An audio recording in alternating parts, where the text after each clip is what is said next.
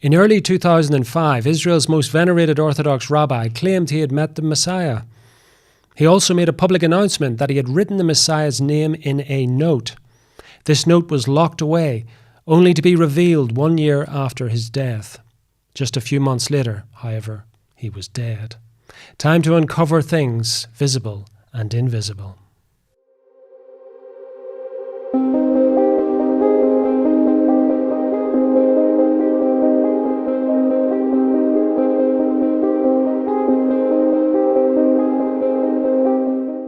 Carl Gallops is the pastor of a Baptist church, but he's also a critically acclaimed best-selling author.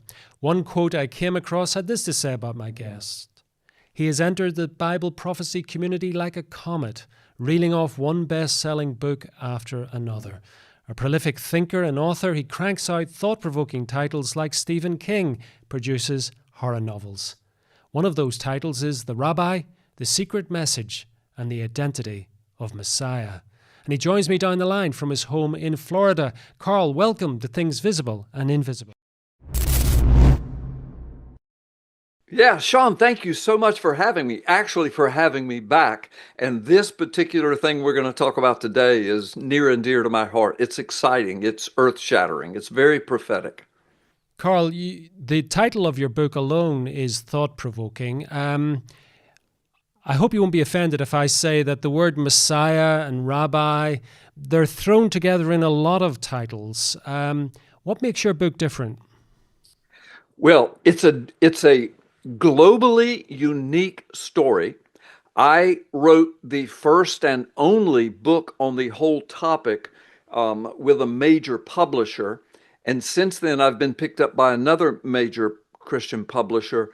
And I wrote a second book because it needed to be updated as time went forward, plus a very key figure that I had put in that first book as a reference because he lived in Israel and knew this rabbi and was working with all of his students and everything about this story. He read my book and made contact with me. We've been good friends ever since. We are now ministry partners all over the world for the last 10, 12 years. And he knew so much more. And then time went forward with more things happening. So we just had to. My second publisher said, look, you guys have to write one together. So we did. And that's the title that you just said, The Rabbi, the Secret Message, and the Identity of Messiah. Okay, that's a wonderful bit of background, Carl. But let's start at the very beginning, because there is a central figure to this work that you have been involved in. He's a mysterious rabbi. Most of our audience won't know who he is. Give us a little bit of background about him. Who was he? Yes, his name is Yitzhak Kaduri. Kaduri, Kaduri. Now, in the rabbinical world, everybody knows him. In most of the Orthodox Jewish world, no matter where they live, they know of him. In Israel, if you go, and I've been to Israel many times, and the last time I was there right before COVID, and we're going back soon. But anyway, every restaurant you went into, every big business had a picture of Rabbi Kaduri. He is as famous to Israel as Billy Graham would be to the United States, or some other prominent figure that's respected, generally at least, by the Christian world or the people at large. And so that's how huge this guy was. He was not just some obscure, and I'm not speaking down about other rabbis, but he wasn't some obscure rabbi tucked away in a yeshiva, a training school somewhere, or in his synagogue somewhere in Israel. No, this guy was known not only all over the world. The day of his funeral, there were several 100,000, 400,000 or 500,000 people there. They had to shut the streets of Jerusalem down for 2 days with police, incorporated into that. So the Ben Gurion airport was absolutely jam-packed.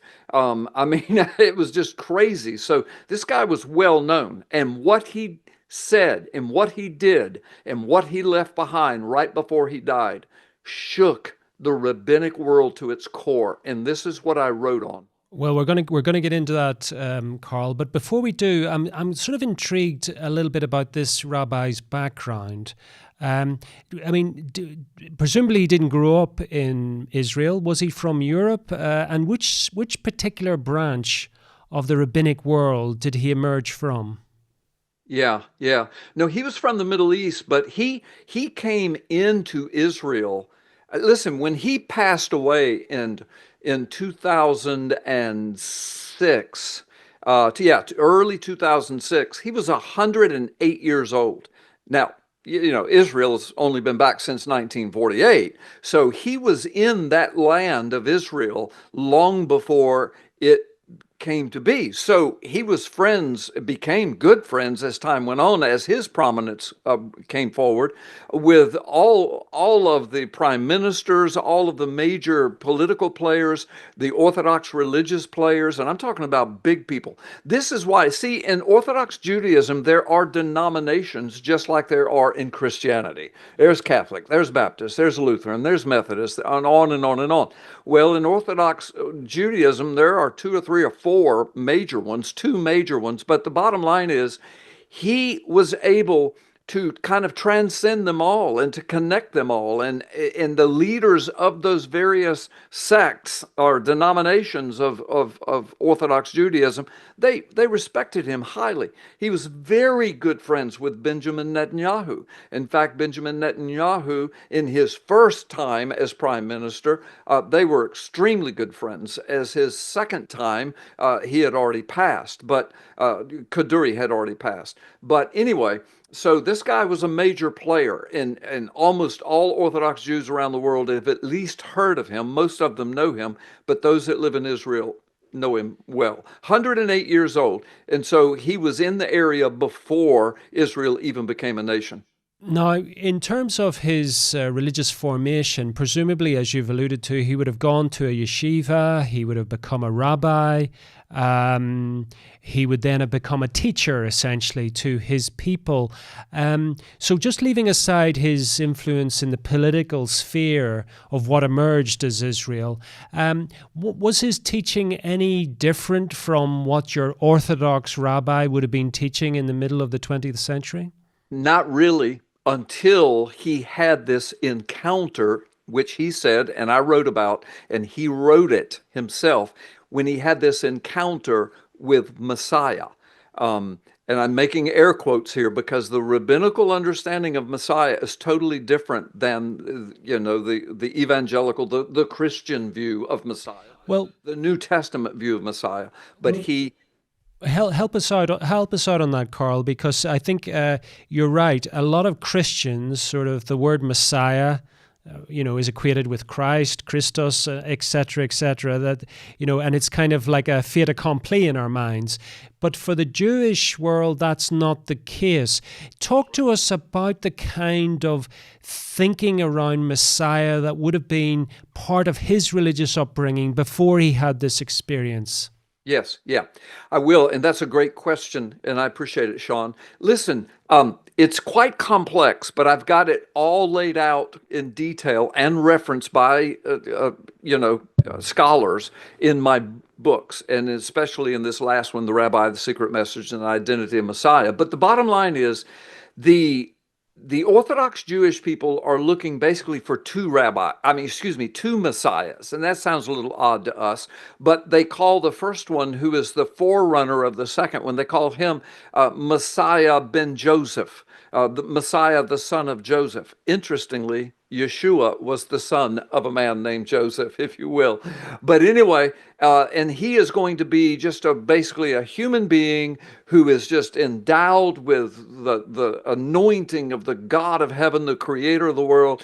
And he becomes this great political, religious figure that begins to bring peace back into Israel and strength. And that's the Messiah who is paving the way for the ultimate end of days and the coming of Messiah ben David, the son of David. And those are all messianic terms from the Old Testament, but this is how they've interpreted the scriptures. It's interesting because in the New Testament, the writers made certain to include that Yeshua handles both of those. His earthly father, Joseph, ben Joseph, he's the son of a man named Joseph and his mother Mary.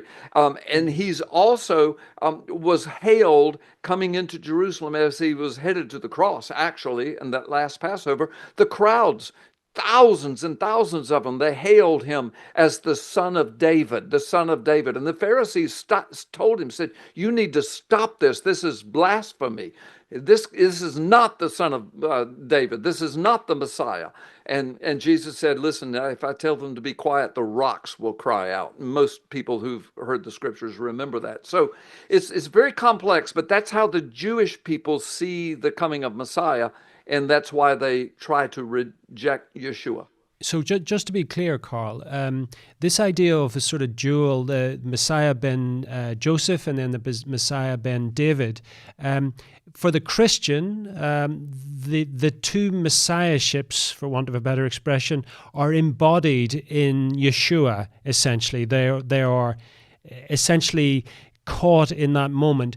But the 20th century rabbinic Jewish understanding, they were looking for two messiahs, or were they also looking for the two messiahships embodied in one person? No, they're looking for two messiahs, even today. See, when Rabbi Kaduri first announced that he had met Messiah and knew who he was, and he was going to write his name in a note, and we'll get to that maybe in the second time we get together here, the second part of it, but it's very, very unbelievable. It's mind-blowing. But when he said that, rumors went all over Israel, modern Israel, in the 2000s, that he was going to name a prominent other rabbi as the Messiah, ben Joseph, or a prominent political leader. Because, see, he was connected to all of this, and he was connected to all the Jewish denominations. So they were thinking that he knew the man who was going to be the forerunner of the ultimate Messiah. But when he said, I have met Messiah, immediately the Jewish mind would have thought of Messiah ben Joseph, the forerunner of the ultimate one in the end of times. Now, to our Jewish listeners, I have a heart for the Jewish people. I'm connected. My ministry partner it comes from the deepest rabbinical family in Israel, and I can tell you all about that later if you'd like.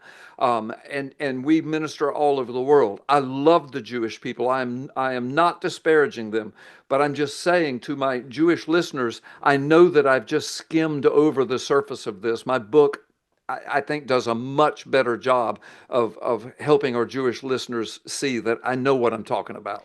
Now, in terms of messiahs, though, and the Jewish race, I mean, throughout history, the last 2,000 years of history, in Judaism, leaving aside Christianity, there have been a number of possible messiahs posited in history. And so would it have been that unusual for a rabbi to talk about a Messiah in the way that the central character of your book does? It would not have been unusual, except that he went deeper, and then the note goes even deeper, but it would not have been unusual. And as a matter of fact, Yeshua, HaMashiach, Jesus, the Christ, the Messiah, he actually prophesied that all the way to until the coming of his kingdom as his return. But he said there'll be many messiahs, many false prophets, many false messiahs, saying he's out here in the desert, he's out here in the wilderness. He said, pay no attention to that. That is not true. So yeah, but back to the modern day, when he said that, the first thing that would have gone through an Orthodox mind is, no, this is not unusual. It happens all the time. Listen, a group of Orthodox rabbis just a couple of years ago made a grandiose announcement that they knew who Messiah was, and they were getting ready to name him, and it was all in the Israeli papers. I don't know what really happened to that announcement, but I remember when that was done. So you're right. This is something that's been going on since time almost eternal. And so when he first said it, that's what they were thinking. But he took it a little deeper, and then he wrote a note, and then he left the name, and in a very, very cryptic way, but still it was easy to uncode it or to decode it, excuse me. And so when it did, it was plain as the sun in the sky, and people, the world, really, the religious world, Orthodox and Christians, just had to take a deep breath and say, oh my goodness, this is impossible. Yitzhak Kaduri, the most venerated rabbi in Israel's history, his modern history, but even in the ancient history. When the day he died, there were 200, 300,000 people. This was carried in major news around the world. People that came to it. They shut the entire city of Jerusalem down. The president, not the prime minister, but the president of Israel, he actually gave the eulogy. The prime minister was there. Prime Minister Benjamin Netanyahu and Kaduri were great friends. So he was 108 when he died, respected by all the Jews in Israel and most of the Jews around the world. And he made the statement right before he died, a couple of months before, and I don't think he knew he was going to die, but a couple of months before, he said, I have met Messiah in a vision several times. I know who he is, I know his name, and I know when he's coming, but I will release that name very soon. And he did.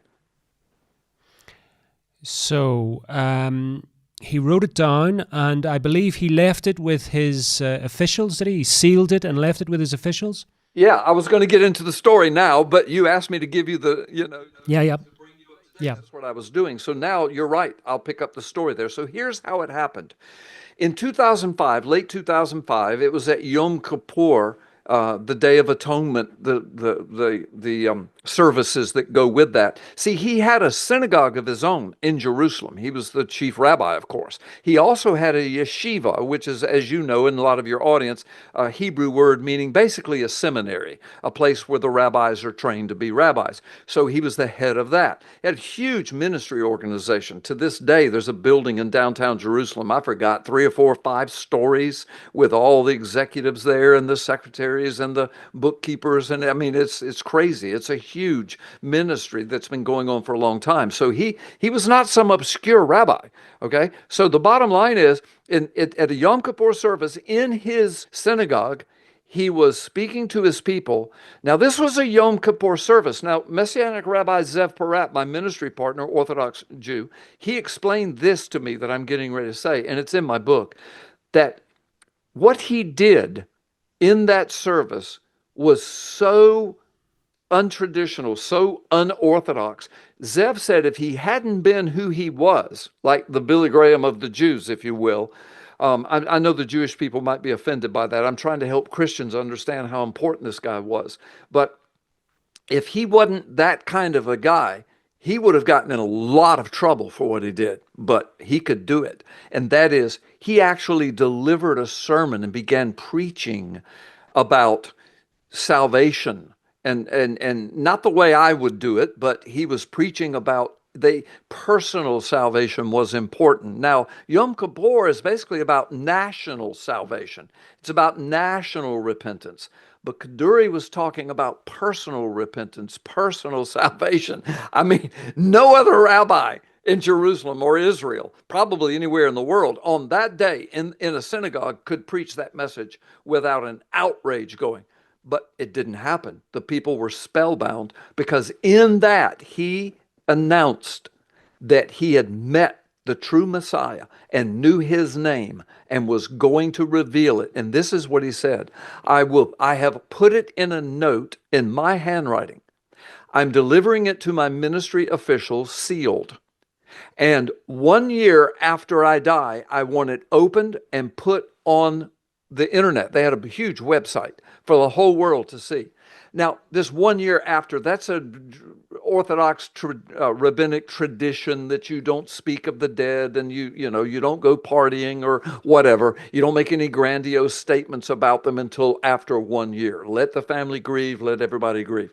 Not all Jewish denominations do that, but his did and many others did. So that's why he said that. People always ask, why did he say that? That's why. But 1 year after he died. Now, let me tell you what happened. So he's making this announcement in October, Yom Kippur. He also, Ariel Sharon was the prime minister. In that same year, earlier on, he had given, guess what? He had given away, with the United States pressuring, the Gaza Strip. And the Orthodox world was furious with him. As a matter of fact, they pronounced a curse over him, the Pulsa Denura, it's called, and that's in my book as well. But Kaduri wasn't a part of that. But they pronounced curses on him to death. It was weird, but it was in the media, and so it's all referenced in my book. But Kaduri didn't do that. He knew Sharon. In fact, Ariel Sharon, by the way, spent the night in Zev Porat's grandparents' home. Zev Porat, my ministry partner, knew Kaduri personally. His whole family did. He had been in their home. This is why he's so connected to this story, and he co-authored this book with me.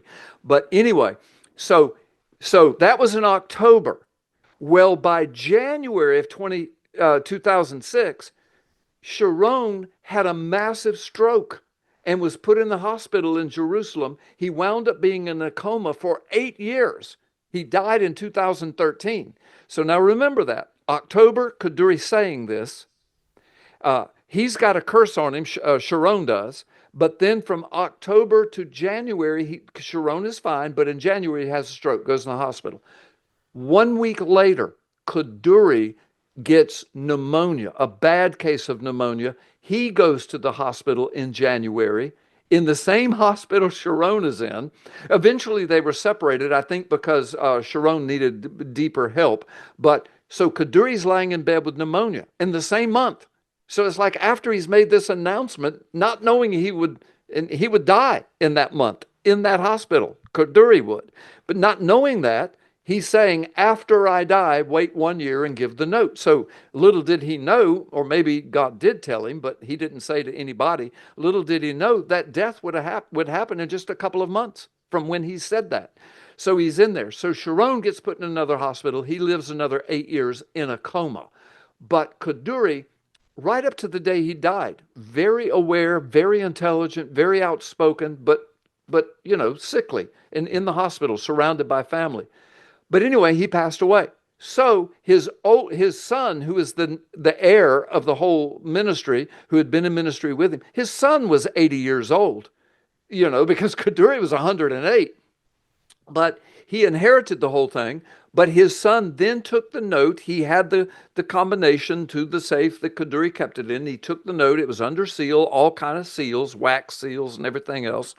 And he put it in his safe for keeping until that 1 year. So January of 2007, the note was put on their website, proudly displayed to the world. And I got a photocopy of it. Many people did, screenshots, and it's in my book. And you can see his handwriting was very unique. A handwriting expert testified to this. That's in my book as well. Israel's premier handwriting expert, by the way. He works for the CIA of Israel, works for the military intelligence. So this guy knew what he was saying. He said, yep, that's original. That's Kaduri's. And that was put on the website. Now, here's the key to the whole thing, to the intrigue of this story. Here's what the note said. I'm going to say it in English. Concerning the letter abbreviation of his name, because remember, he said, I'll give you the name of Messiah. So his name, he's talking about the name of Messiah.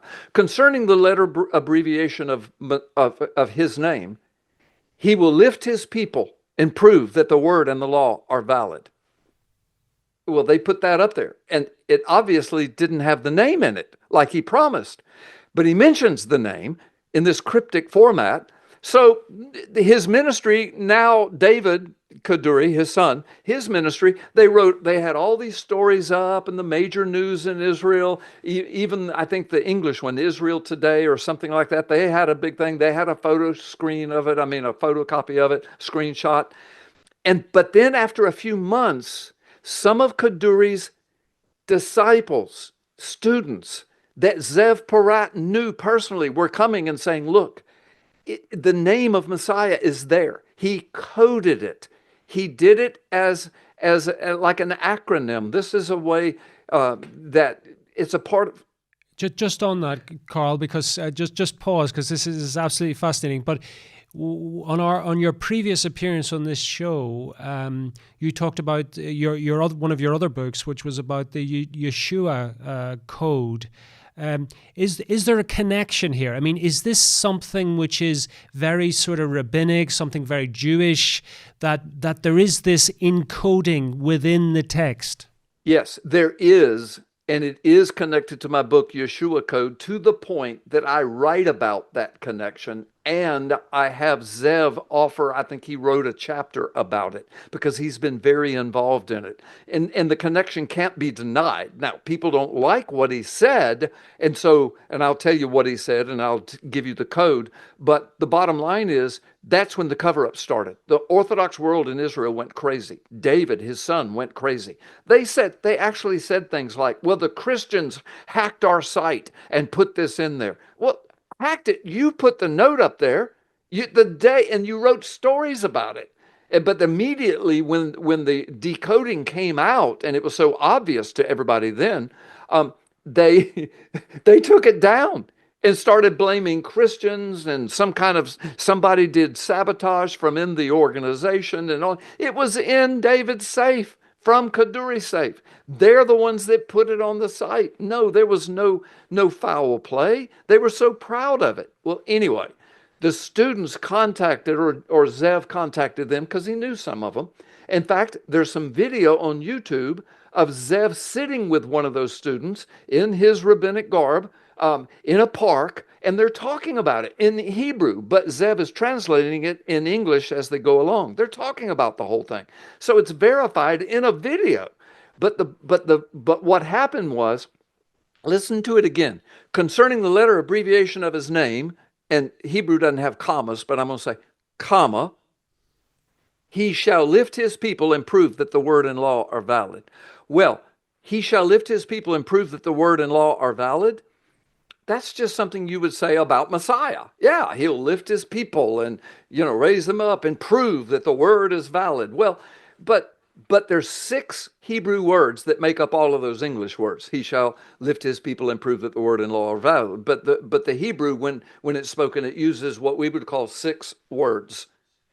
And when you take the first letter, see the letter abbreviation of his name, when you take the first letter of all 6 words, it spells Yehoshua. Now, I have a good friend named Pat Boone, who used to be a world famous singer. He and Benjamin Netanyahu are good friends. I don't know Benjamin Netanyahu personally, but Pat Boone does. They've been good friends forever. I've been friends with Pat for almost a decade. He calls me several times a month, and I call him, and we've been on television shows together. So I'm not making this up. But the point is, when he read that note to Benjamin Netanyahu, actually let him see it. He showed him the note in my book. And he said, Yehoshua, he said, that's Yeshua. That's Jesus. Benjamin Netanyahu said that. Pat Boone has said this all over international television. Now, for the Hebrew-speaking people, I'm quite aware that Yehoshua and Yeshua are a little different. And the easiest way to explain it is Yehoshua means it is God who will bring you Yeshua. Okay? And so so the name Yeshua, the two are almost synonymous in the way that they're spoken and the way that they're used. So everybody knew, including the ministry. Oh my gosh. Can I just ask though? I was going to say, Carl, I'm going to be the devil's advocate, but I didn't want to put it like that. But because on the last occasion we met, and you were talking about the Yeshua code, we talked about the name Yeshua and how it appears in the Old Testament, Christian Old Testament, the Hebrew Bible, and how it's really saying that God saves. That's the Hebrew or the English translation, more or less, of what it's saying. God saves. Could this be not so much a name, but a kind of, for want of a rather prosaic, a job description, that what was being encrypted here was something which all Christians and all Jews would probably agree on, that God is the active salvation agent in the world. Could it be that? That is a good question, and that is what people thought when they first saw the note. But it says, concerning the letter abbreviation of his name. And he had announced, I know the name of the Messiah, and he is coming, and I know about when. Um, and then when Pat Boone gave him the note, because Pat was interested to see how he would interpret it, Benjamin Netanyahu read it, and the first thing out of his mouth was, "It's Jesus." He said that.